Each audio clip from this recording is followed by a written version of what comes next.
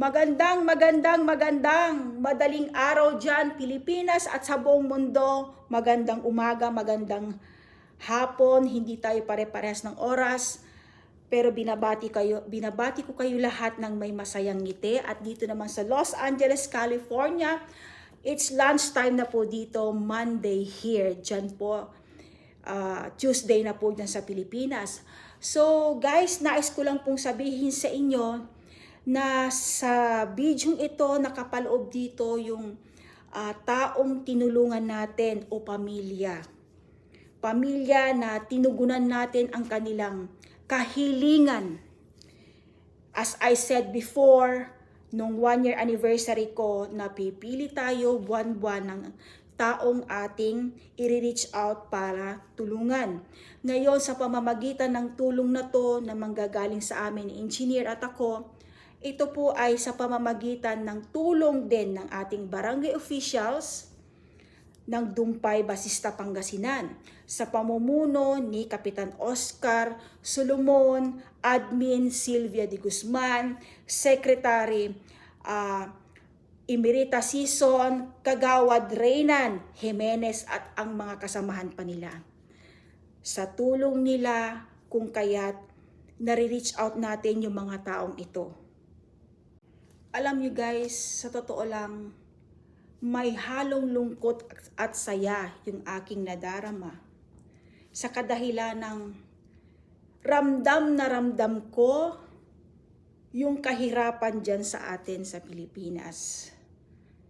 Subalit alam ko maraming mga taong talagang kahit papano nakakaluwag naman sa kanilang buhay. Pero masaya ako dahil kahit papano nag-reach out yung pamilya nito sa akin para humingi ng tulong. For the past 13 years, wala po silang gripo. Nag-iigib lang po sila guys. May 3 po siyang anak.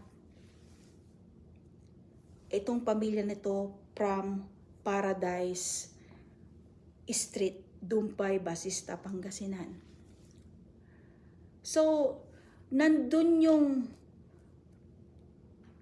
halong lungkot dahil nararamdaman ko yung hirap ng mga kababayan natin guys, sa totoo lang.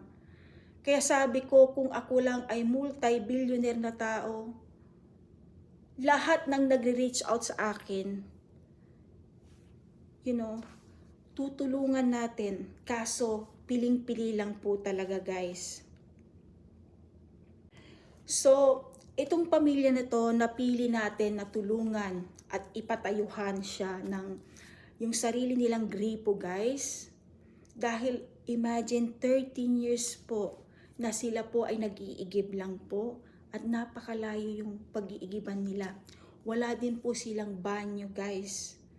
So, sabi ko ang sasagutin ko lang siguro yung gripo muna. Dahil hindi naman natin kakayanin lahat na sagutin. Yun po yung nasabi ko sa kanya.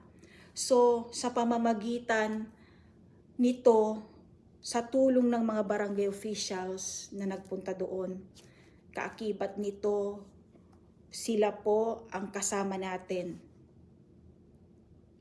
Kaya, nandun yung halos lungkot at saya. Saya dahil kahit papano natugunan natin yung kahilingan nila at yung lungkot dahil nakikita ko yung hirap ng buhay nila na para bang pag nakikita ko ako ay nanlulumo. Nanlulumo ako guys dahil ganito ba talaga sa ating bansa na ngayon, sabi kong ganun. Halos walang makain yung mga pamilya, especially may mga bata. Alam niyo ba guys, minsan pag nag-edit ako ng video, napapahinto na lang ako at tumitingin sa napakalayo. At minsan, hindi ko namamalayan, naluluha na lang ako.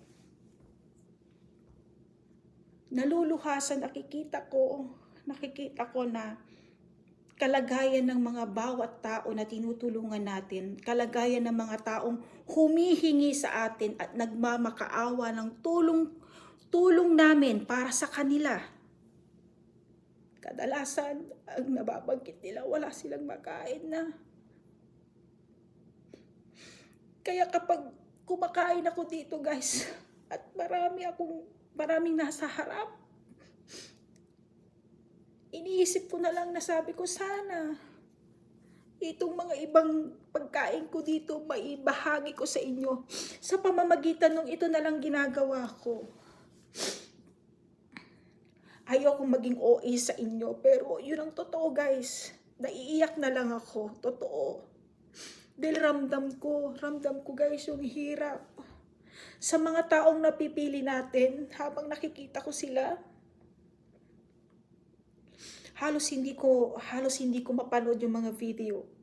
Naluluha na lang ako at natatahimik. Sa lahat ng mga humihingi ng tulong sa atin, hindi ko man kayo ma-reach out lahat. Pagpasensya niyo na ako. Pero, ito lang masasabi ko. Ano man ang mararating ko, nandito lang ako, gagawin ko yung makakaya ko. Hindi man ngayon, may bukas pa. May mga susunod na araw.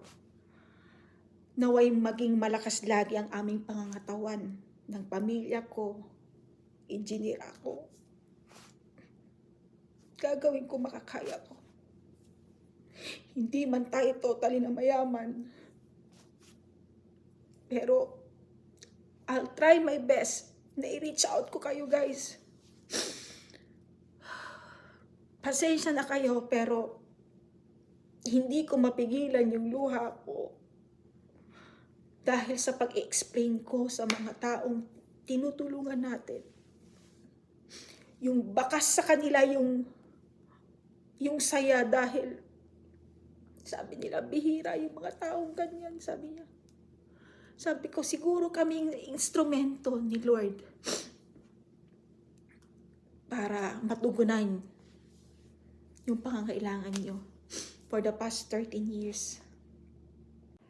For the past 13 years, ngayon lang po natugunan ang kanyang kahilingan sa pamamagitan ko na ginawa ng Diyos na maging instrumento kami para tulungan siya. Magpasalamat tayo sa Panginoon dahil siya, ginawa lang po kaming instrumento. Ganon din ang mga barangay officials na tumulong sa atin para ma-reach out natin yung tao na to, yung pamilya na to na mabigyan natin ng tulong. Kaya itong team na binuo natin, Kapitan Oscar Solomon, mga barangay officials, naway maging lumawak pa at lumakas at maging maganda ang samahan natin upang sa ganon marami pa tayong matulungan. Pag-igihin natin at naway mag-boom yung samahan na to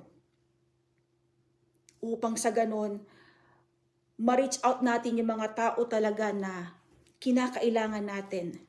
Hindi man lahat, ngunit kahit papano, matulungan natin sila.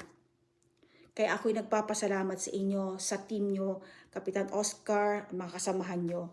Thank you po. Kung hindi dahil sa inyo, hindi natin ito magagawa. Tayo nagpapasalamat sa inyong lahat at sa team na ating binuo. Kaakibat natin ang barangay officials ng Dumpay, Basista, Pangasinan sa pamumuno ng ating punong barangay, Kapitan Oscar Solomon, Secretary Emerita Season, nandyan po ang ating admin na si Sylvia de Guzman, and then Kagawad Reynan Jimenez at mga kasamahan nila. Pag-igihin natin, patatagin natin ng may respeto, pagkakaisa upang sa ganon maging maganda ang samahan na ating binuo para sa pagtulong sa mga taong karapat-dapat nating tulungan. Maraming salamat po sa inyong lahat. Taos-puso po kaming nagpapasalamat ng aking asawa si Engineer Jimmy Kalimkim at sa inyong lahat. Thank you so much. God bless us all po. Ganun lang po ang buhay. Happy lang po tayo. Good vibes lang po. Lahat ng mga problema dumarating sa ating buhay, mayroon at mayroon pong solusyon yan. Yan ang lagi nating tandaan. Maging masaya tayo lagi. Enjoy our life. Enjoy every minute. No? Huwag tayong makipag-away o kung ano man. Maging masaya lang po tayo. Thank you. I love you all.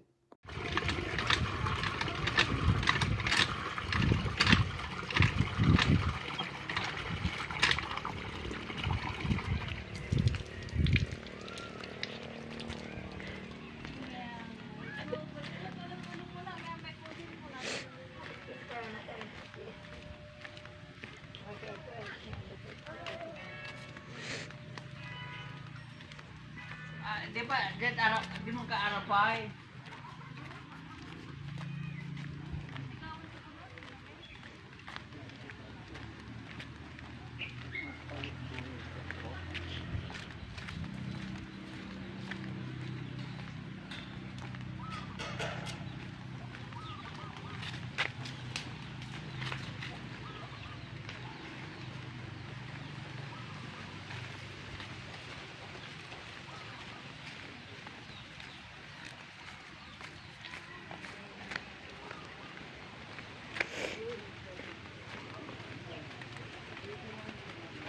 Wala.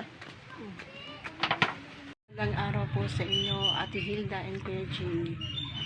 Kumakatok po ako sa inyong puso na sana po matulungan niyo po ako magpagawa ng ganito. Dahil po, 13 taon na po akong nakikigib sa aking yanan. Maraming salamat po.